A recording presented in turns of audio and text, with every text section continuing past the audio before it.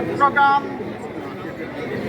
জজকোর্টে সন্ত্রাসী ইসলাম বাহিনীর হামলায় আমাদের আইনজীবী ভাই অ্যাডভোকেট সাইফুল ইসলাম আলিফকে নির্মমভাবে অমানবিকভাবে কুপিয়ে হত্যা করা হয়েছে।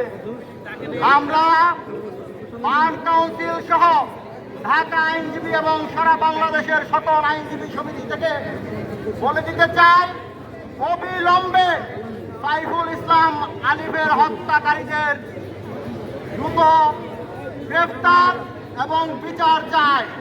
সেই সাথে এই ইসকন লীগের যে প্রেতাত্মা শেখ হাসিনা এবং তার দোসরদের এই বাংলার মাটিতে কোনো স্থায়ী হবে না এবং ইসকনের কোনো নাম নিশানা বাংলাদেশে থাকবে না ইনশাআল্লাহ।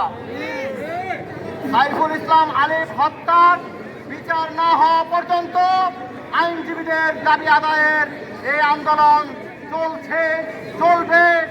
আপনারা ভালো থাকবেন এবং শহীদ আলিফ হত্যার বিচারের দাবিতে আপনারা সচেষ্ট থাকবেন।